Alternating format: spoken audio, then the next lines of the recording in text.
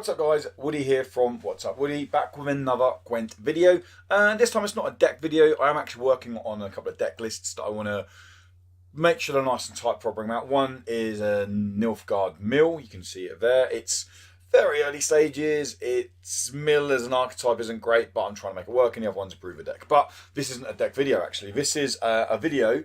I like doing tip videos or kind of sharing my advice, not that I'm any kind of professional, you don't have to take my advice, but I like sharing advice on Gwent. I play enough of it, I feel like I play enough of it.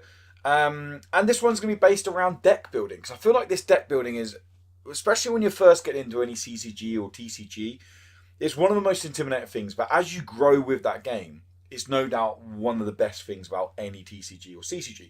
And that's where a lot of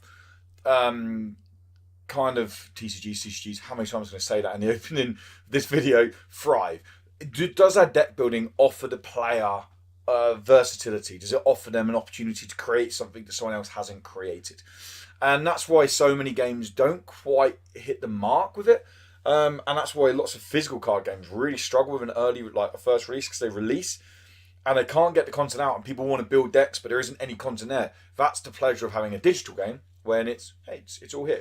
So yeah, these are 5 tips that I've kind of thought about, and this is mostly aimed at people new to the game, or new to CCGs, or maybe new to Gwent. And stuff that I've learned over, I've got just over 500 hours in the game now, so stuff I've learned over 500 hours in Gwent. I'm going to kick off with a nice simple one, and that is that don't be afraid to step away from what your leader's ability is, your leader's archetype. For example, let's say that we're going to build a Scoia'tael deck, okay?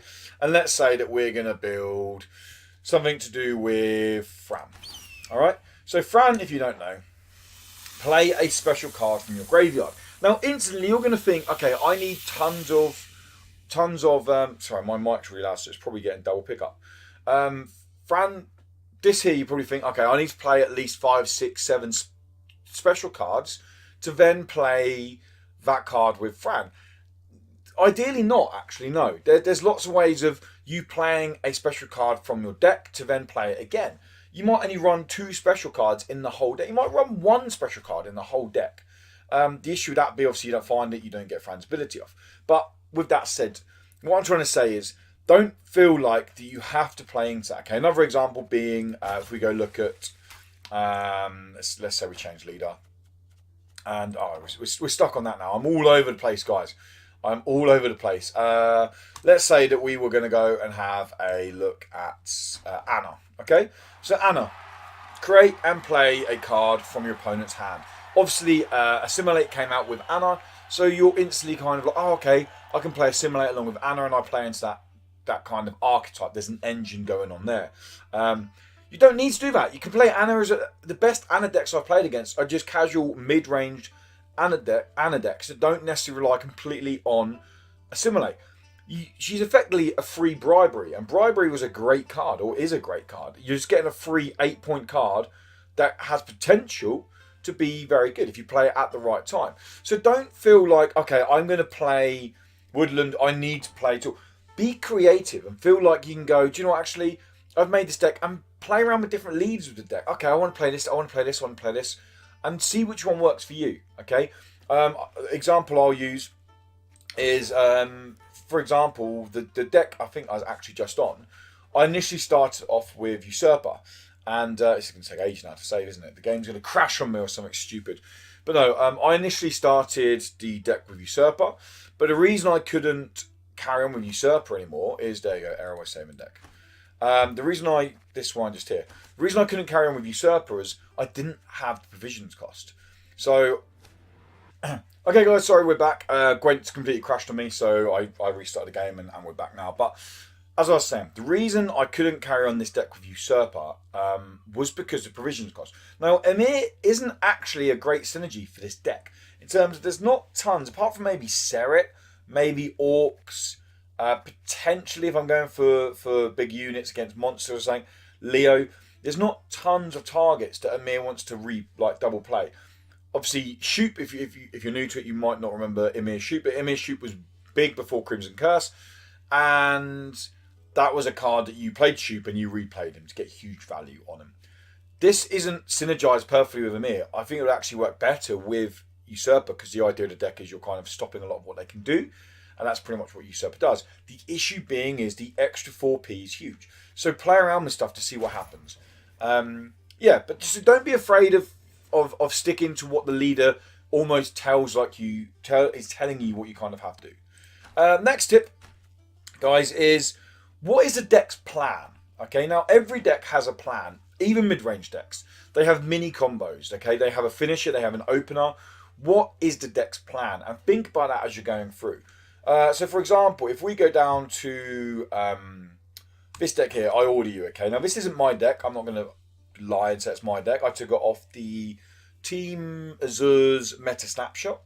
And the idea is that you're basically getting John Natalis out using Leader's ability to play John Natalis, to then play Avalanche from hand, to then give John Natalis immunity. So then all of a sudden, in round 3, any card you play with orders becomes a deploy card.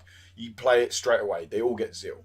Now, that's the game. That's the deck's plan. What cards do I need to make sure stay around for round 3 with John Natalis? Or if I get pushed hard round 1, what are my go-to cards? What cards can I afford to play without losing enough tempo for round 3 or potentially round 2 bleed? Now, that's what I need to know, okay? Okay, Blue Striped Commandos, they're going to be my round 1 cards. They're going to thin the deck out. And if I can get a combo with Blue Striped Scout, then I'm getting 18, 16 points on the board. Potentially 24 points on the board if I'm really lucky with my opening hand. I have two Blue Striped Scouts and this doesn't get removed. Okay, Tron Infreeze, a card I can put down early on. Okay, all these, I need to know. Regis Bloodless, potentially, yeah, there's nothing wrong with playing that early on, especially if I'm playing Nilfgaard and they play Roach early on in an Anna deck. Chances are that they're going to be wanting to bring it back out later. I'm going to Bloodlust that, okay?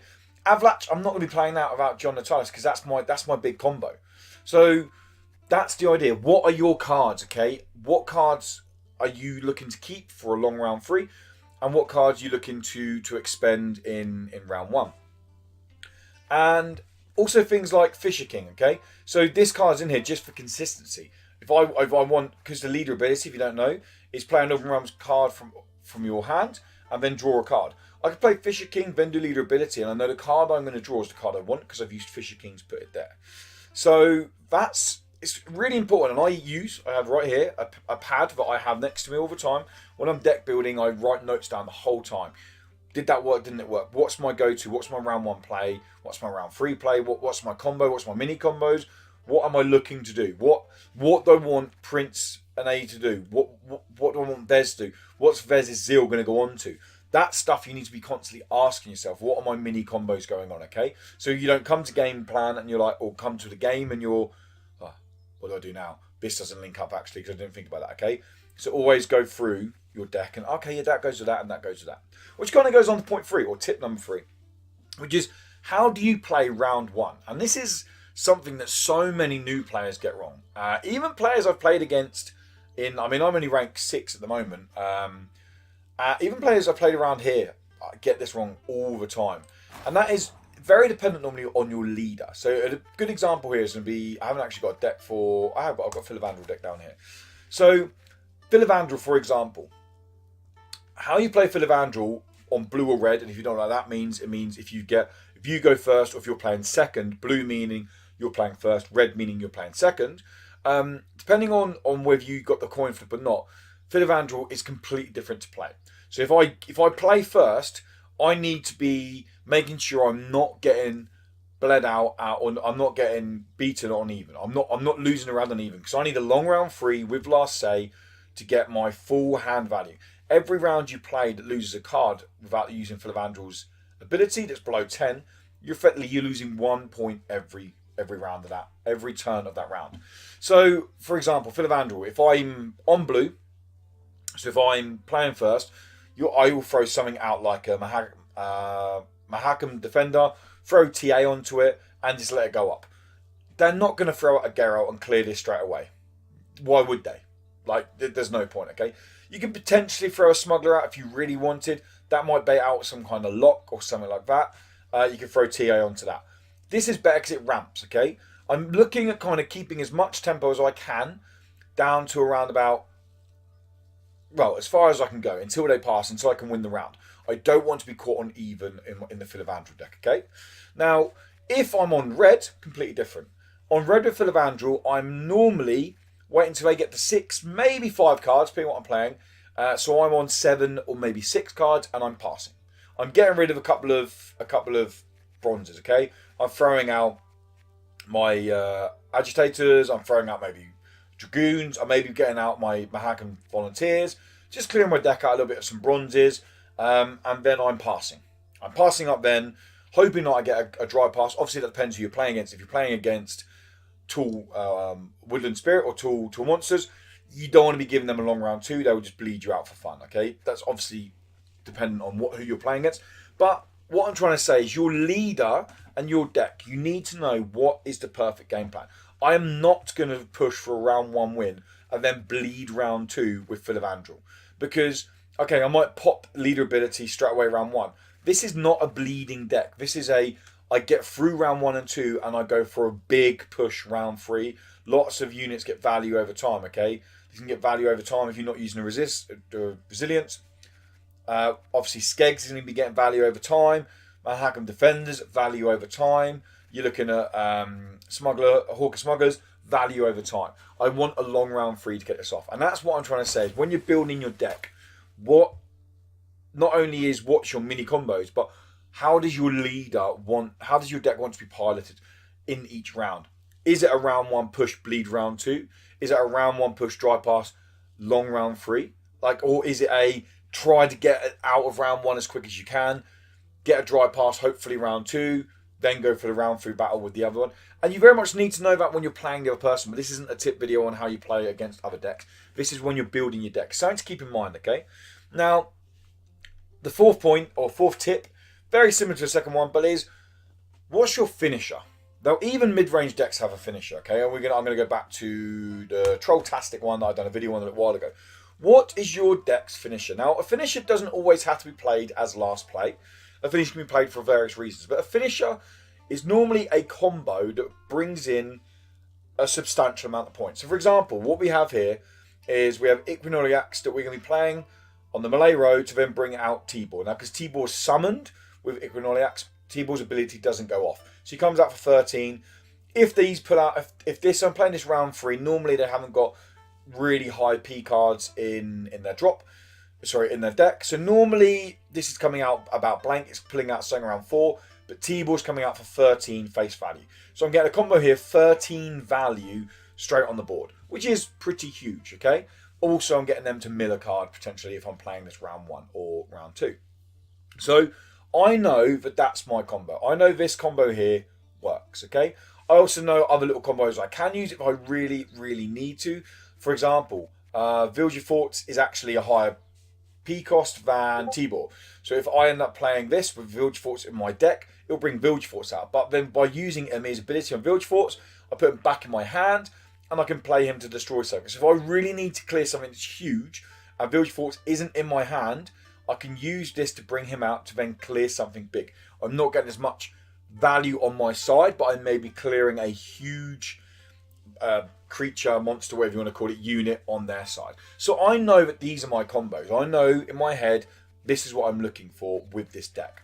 And I know that because I've built the deck and I've played through it. That when you're deck testing, okay, you might have to play a few games of it. You're probably going to lose a few games of it. That's fine. But you need to kind of work out, one, is your finisher or your big combo consistent? Are you finding it more often than not?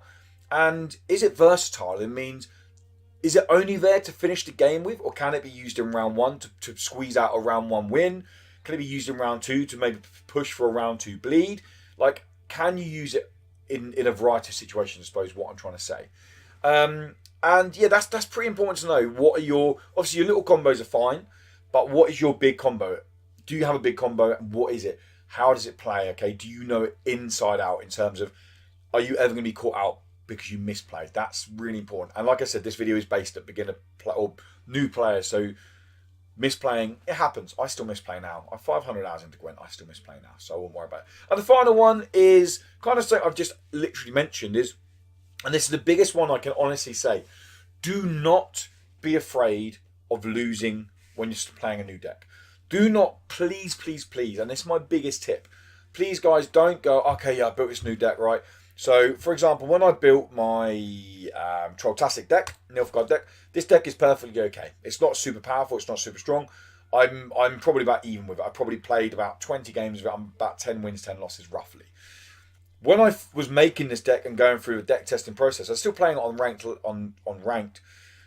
I was losing 5-6 games in a row of it. And I wasn't losing one and then changing or losing one and changing because it plays different to different decks. So I was maybe losing 3 and going, okay, something's not quite right. What's not right? Using my pad to write down, okay, they're getting too much tempo. Okay, I need removal. That's what I need. I go back to the drawing board and I add removal into it. But I'd done that because I was relaxed in terms of I don't mind losing. I wouldn't go and play this, okay? So if we go to my my profile, we can see that I'm if I actually know what I was doing, you can see that I'm currently almost at the bottom of 6, okay? Now, I was close to getting to 5. If I was 1 win away from 5, I wouldn't be playing a deck that I'm not sure I could win with because I'm not going to go lose 4 or 5 games of hard work just because I want a deck test. I'd push myself into 5, and the way Gwent ranking works now is you can never go down a rank in a season.